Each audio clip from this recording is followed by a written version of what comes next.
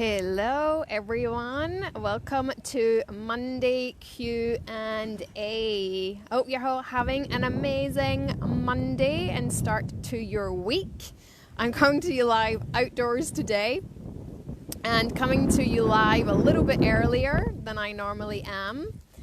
I'm hoping that the internet connection holds out. It has come up and said that I am on low connection, so I am hoping that this holds out for us. Hey Courtney, let me know that you can hear me okay and see me okay. Hello. Because I just want to check that the connection's all right because I'm outdoors today. Hey Thomas. Yeah, so today I'm up in the sunny coast and I'm on a little bit earlier because I actually have a meeting at 4, and so I've come on a little bit earlier to chat to you guys. I'm hoping that the outdoors will be okay and you can hear me, and I'm not going to eat my hair very shortly in this wind.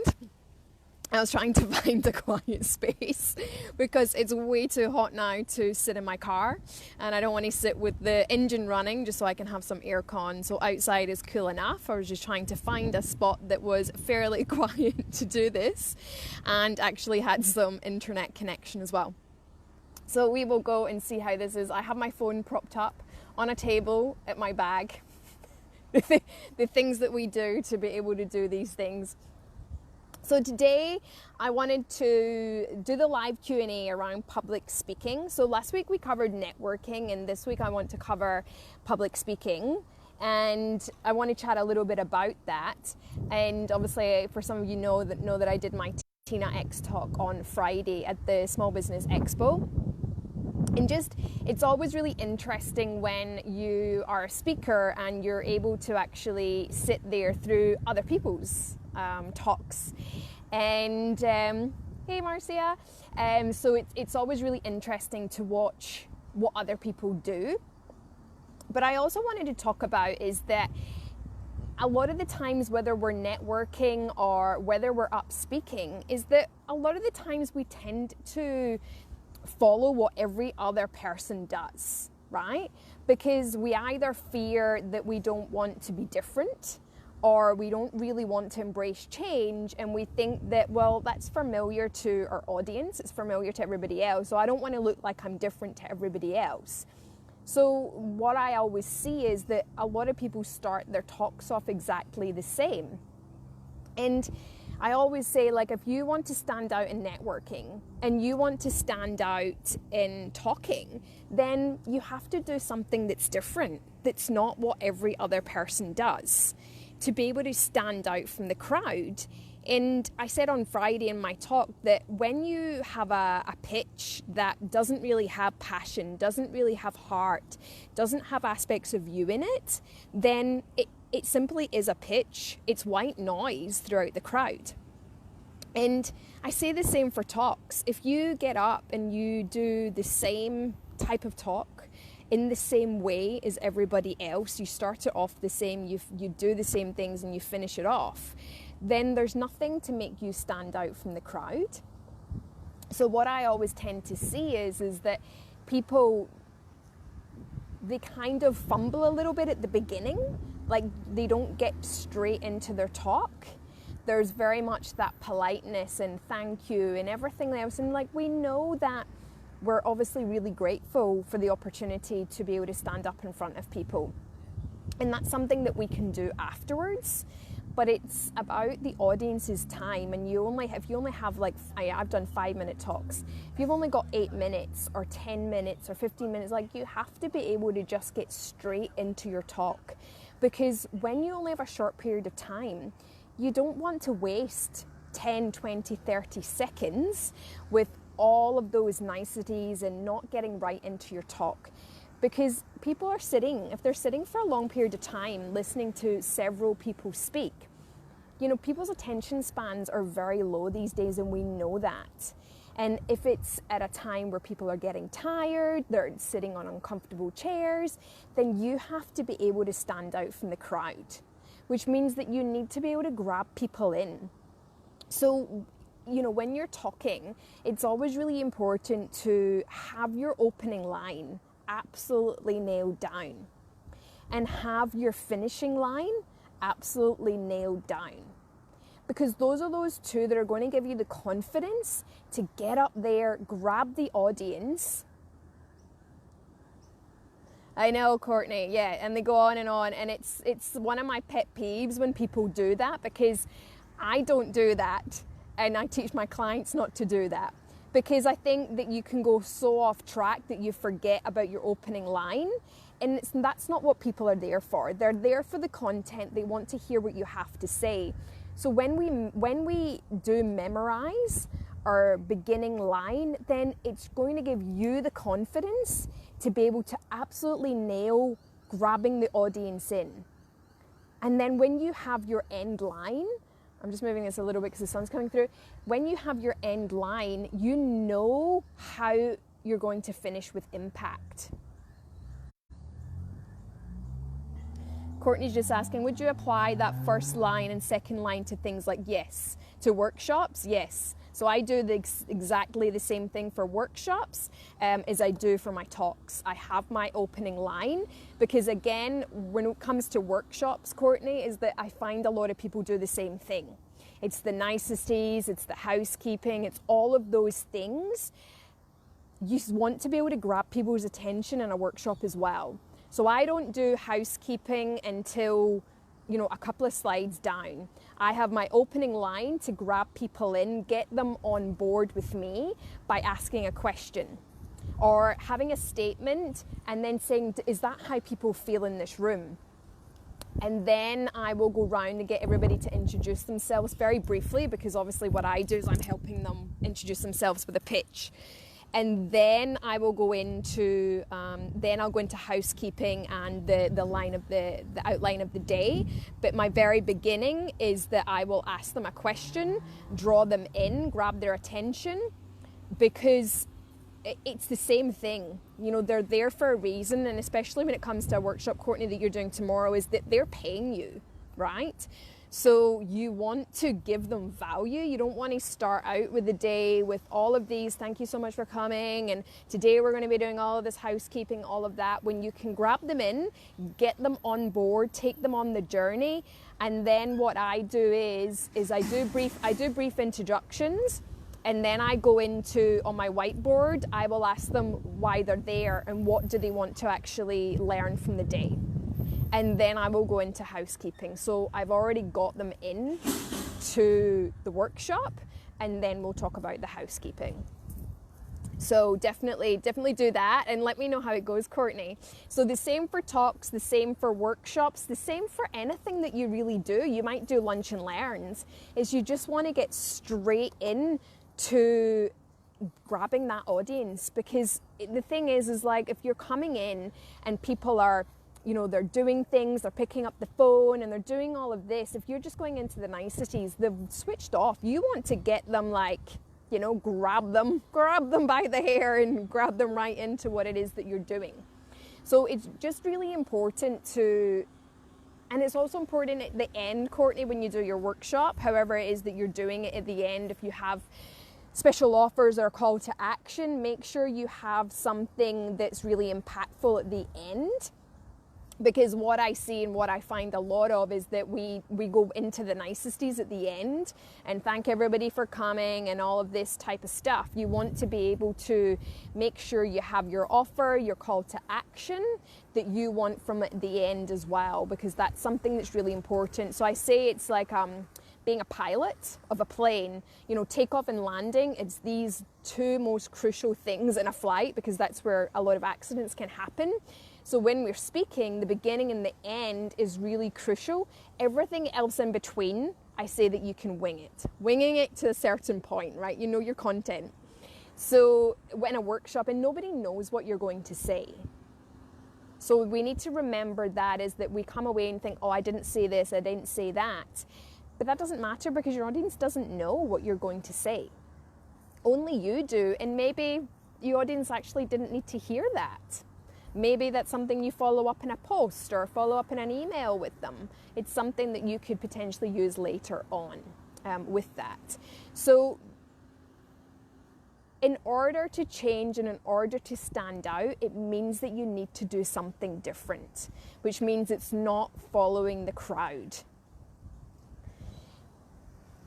And again, it's the same thing that I said before, is that if we do what we've always done, we're always going to get what we get. So we want to be able to change that up. And I wanted to share with you, so my live that I did last week around networking and about that's another place for you to change, to do something completely different to everybody else. And Kim Guthrie, who was on that day, she messaged me last week, the end of last week, and she said she did what I said in the live, and she went to a networking event. Someone asked her what she did, and she asked to change, and she asked if she could share a story. She started to engage in a conversation around what was passionate about that person, what is interest, and she said at first the person kind of took a bit of a, oh my gosh, like, you know, this is not the norm. But that's okay. You know, you might get some of that in the beginning when you do something a little bit different, because it's not what people expect. And she said, like, once she got into it, the other person really responded to it, and they started to share more of about what was passionate about, who they were, what lights them up. And she said it was an amazing outcome. But at first the person was really taken aback. And, you know, and she went in and she explained. And she gave an explanation and said, you know, I just want to actually get to know you a little bit more. And she said, like, it was such an amazing thing. And she really thanked me for giving her permission to do something different.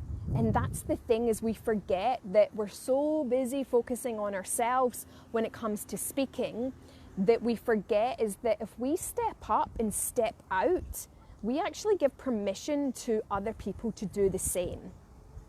So that's what the really important thing is. If you take away from what the other person might be thinking, what they might say, and just believe in yourself and believe that it's okay to do that. So I want to say to you is that I give all of you permission to do something a little bit different. And I know from my own experience, when I do something a little bit different, that inner voice that will tell you, oh, you don't want to be doing that. You know, that's not something that everybody does. You will have that inner voice potentially that will come up and tell you you shouldn't be doing it. We just don't give in to that voice. We let it have its say for a few seconds, and then we still go through with it. Because it is about just going outside of your own comfort zone and your own fear to be able to get something that you haven't got before. And I know that people that don't want to change is they're scared of, and I talk about this in my workshops about the 4 fears, is that when we speak, whether it's one-on-one or to a group, one of these 4s will come up. All of them could as well. So you can have fear of rejection by doing something different, fear of humiliation and embarrassment, loss of control. You might forget what to say because you're trying to think of something different, and then loss of power as well. Fear of failure. So one of those things could be potentially holding you back from change. So failure, loss of control, embarrassment, or rejection, right? And nobody wants to be rejected when we stand up and speak. However, it's about that small percentage of people that will see what you say, will take it on board and start to implement it in their lives. And you then give permission for other people to change. And that's what the most important thing is. It's about taking the focus off of ourselves when we get up to speak, and it's about helping other people with what you have to say, which means that you have to do something different. You have to forget about being like everybody else and thanking the people and going into all of this nicety and wasting 30 seconds out of your allocated time. So time is really precious when we get to voice and we get to share messages. So Courtney's just asked, how do you manage to deal with confrontational audience members? I'm definitely not expecting any tomorrow though, but I've always been curious about how other people deal with it. Yes, I have had those people in the past, Courtney. And people like that were very much in my early days when I probably wasn't as confident about what I was saying, about my own value, my own worth. So you tend to kind of attract those people because they can see that you're not as confident or as comfortable with what you're saying. And I remember this one time very early on, and I was challenged by the audience member. And if I was to look back now and tell myself then how to answer that, I would. However, it's in the past. I was a little bit mad. A bird nearly just took me out. I was a little bit mad because I knew this person had only turned up in order to do this to me. And you know, one of the things that you could say to people is, you know, that's a really valid and interesting question. That's a really interesting point of view. Can you tell me a little bit more about that? Because what tends to happen is people that do that, sometimes our message and what we say to people and to the group can actually mirror and trigger an emotion inside of that person. So never look at someone who questions you or challenges you as a negative. The person might just need you to explain it a little bit more. It could potentially have triggered something inside of them. So I talk a lot about the 6 and 9 perspective. So having empathy and emotional intelligence for other people.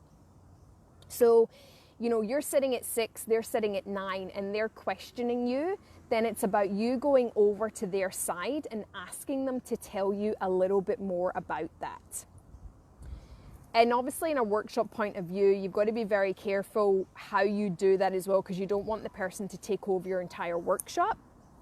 So if it kind of started to escalate, then I would just say, do you know what, you know, let's move on. Can we have a private conversation in the lunch break, tea break, or afterwards? Because I'd love to know a little bit more about, you know, what seems to be the challenge here.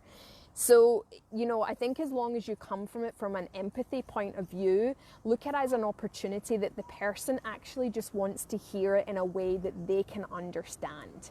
At that point when I got quite annoyed about it, and I didn't respond in a way that I should have. But these are learnings, and I think as well, love the focus on helping others.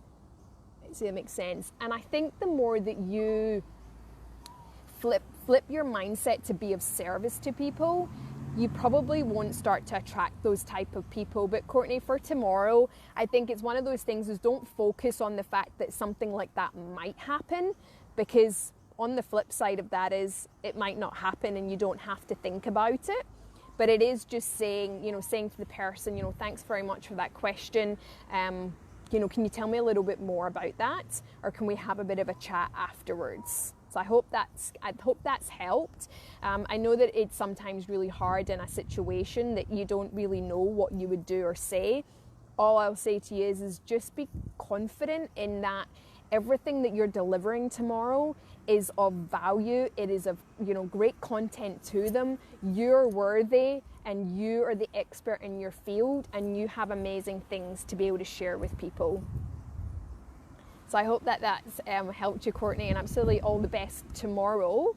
I know that you'll do an amazing job. What you're doing is something that is so key to business owners, being able to price their products, their services, and their programs, because I know it's something that a lot of business owners do struggle with, and I know in myself in the past, it's something that I have struggled with as well, putting a price, and it's putting a price on your own worth. So definitely, you know, just know that you're there to help them. Hey Linda, hey Eric, there's just a few other people come on. Hey Elizabeth. And today I have my comments coming up, which is amazing. Last week I didn't. I thought nobody wanted to talk to me last week, and then when I came off and saw all the comments, I went, oh my goodness. So yeah, if anybody else has any more questions on public speaking, I'm just going to check what the time is because I do have a meeting this afternoon. If anybody does have any other questions on public speaking, let me know. But it is just doing something different than everybody else, because the difference that it makes is you become the authentic speaker. You become you. You don't become a robot. You don't become like everybody else that's up there speaking. walking, talking, and saying the same things, it's coming from your point of view, it's coming from your inner self and your authentic self, and that's what people buy into, is your authentic self. And I think we focus so much more on ourselves, we focus so much more on the technical aspects of speaking, and it's really just about that message that you have, and it's about the service of others. And that is what is absolutely key. And as soon as you shift that mindset, then, thanks Linda, then as soon as you shift that mindset, and things will actually start to really shift for you, those fears will become less and less when you don't have a fear that people will reject you, that you're going to have failure. So Courtney, for tomorrow, I'm just using Courtney's example because she asked me some questions, is that when you finish your workshop tomorrow, write down all of the amazing things that you did, and you know you did amazingly. And because sometimes it's really hard to judge, you know, how well you've done, is that write all the things down that you've done amazing. And then if you feel there's some things that you feel like you could improve on, just take one of those, write it down, and then go, okay, what can I do that I can improve on each and every day until my next workshop? So only work on one thing at a time that you want to master, and just not focusing on, because we're biggest self-critics when it comes to these things, is if we just touch on one thing that we would like to improve on for next time, and you just work on that and then master that, and then you think of something else that you would like to improve on as well. Hey Rose. And that's what you do. I would literally do that as soon as you come home, and literally put it to bed. And then it means that you don't focus on anything, because we tend to focus on all the things that we did wrong, and it's really not going to help you with your confidence and resilience around speaking when we focus so much on the negative of that. And I say that from experience, and I say that because it just doesn't serve you well at all. It really then starts to diminish a lot of your self-worth and self-value. And just know that, excellent Courtney, is that, and I just lost my train of thought there, what else I was going to say. So when you do that, that means that you're going to focus more on your audience and less on yourself, because that is what you're there for. So I always say in my workshops, I'm here to serve you for the entire day or half day or whatever, how many hours you're there. And I say that at the beginning. Once I ask my question, I say, I'm here to serve you for the entire day, to be able to help you change and improve in your life with public speaking. So again, we're telling our own inner voice, I am here of service to these people that have paid to come to my workshop. So by saying it out loud, it then tells your inner voice that it's not about you, it's actually of service to everybody else in the room. So yeah, let me know. I'm super excited for you, Courtney. Let me know how it all goes. And if anybody else has any other questions before I wrap it up, I'm trying not to, so there's massive glare coming through for everybody. Let me know if there's any other questions that people may have. And let me know, like from these lives, let me know if you do implement these things into your lives. It was amazing to hear Kim last week message me and let me know. So yeah, let me know if you are implementing any of these things, how you're finding it, what response that you've got from people as well. So that you don't feel like you're on your own when you're doing these things. Excellent, Courtney, you're very welcome. Good timing, right, for your workshop tomorrow? Yeah, let me know if you do take any of these things on board and you do actually implement it into your life. It's always amazing to hear. And let me know if there's any other topics or any other things for next week's live that you would like to cover as well. Let me know if there's anything that you really want to be able to know a little bit more about, and we can cover that next week. So I'm going to wrap it up now. and I'm going to go and have it. Earlier on, I actually went for a little walk along the beach before I came on live, so make sure you take some time out in nature. Don't make excuses that you're too busy to. Get yourself, take your shoes off, go in the bare feet in the grass or the sand or wherever it is that you are, because we really do need to take some time for ourselves sometimes in between our busy day. So have an amazing rest of your day, everybody, and I look forward to catching up with everybody very soon. I'll speak to you all later.